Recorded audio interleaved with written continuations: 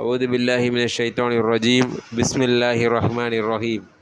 அளவற்ற அருளாளனும் நிகரற்ற அன்புடையவனுமாகிய இறைவன் அல்லாஹுவின் திருப்பெயரால் ஆரம்பிக்கின்றேன். நம்பிக்கையாளர்களே, நீங்கள் ஒரு குறித்த தவணையின் மீது உங்களுக்குள் கடன் கொடுத்து கொண்டால் அதை எழுதி கொள்ளுங்கள். தவிர கடன் கொடுத்தவனோ அல்லது வாங்கியவனோ உங்களில் எவர் எழுதிய போதிலும் அதை எழுதுபவர் நீதமாகவே எழுதவும்.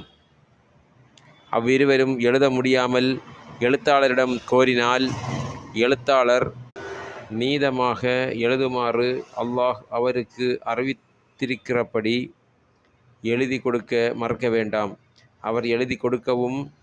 தவிர கடன் வாங்கியவரோ கடன் பத்திரத்தின் வாசகத்தை கூறவும், வாசகம் கூறுவதிலும் அதை எழுதுவதிலும் தன் இறைவனாகிய அல்லாஹுவுக்கு பயந்து கொள்ளவும். ஆகவே அதில் யாதொன்றையும் குறைத்து விட வேண்டாம். வாசகம் கூற வேண்டிய கடன் வாங்கியவர் அறிவற்றவராக அல்லது வாசகம் கூற இயலாத வயோதிகராக அல்லது சிறுவனாக அல்லது தானே வாசகம் சொல்ல சக்தியற்ற ஊமை போன்றவராகவோ இருந்தால் அவருடைய பொறுப்பாளர் நீதமான வாசகம் கூறவும். மேலும் நீங்கள் சாட்சியாக அங்கீகரிக்கக்கூடிய உங்கள் ஆண்களில் நேர்மையான இருவரை அக்கடனுக்கு சாட்சியாக்குங்கள். அவ்வாறு சாட்சியாக்க வேண்டிய இருவரும் ஆண் பாலராக கிடைக்காவிட்டால் ஓர் ஆணுடன் நீங்கள் சாட்சியாக அங்கீகரிக்கக்கூடிய இரு பெண்களை சாட்சியாக்க வேண்டும்.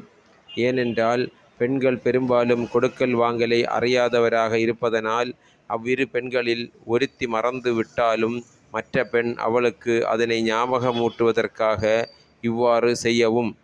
சாட்சிகள் அவர்களுக்கு தெரிந்தவற்றை கூற அழைக்கப்படும்போது சாட்சி கூற மறுக்க வேண்டாம்.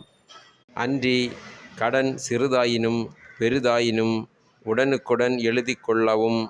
அதன் தவணை வரும் வரையில் அதனை எழுதாமல் சோம்பல் பட்டு இருந்து விடாதீர்கள். கடனை ஒழுங்காக எழுதி கொள்ளவும்.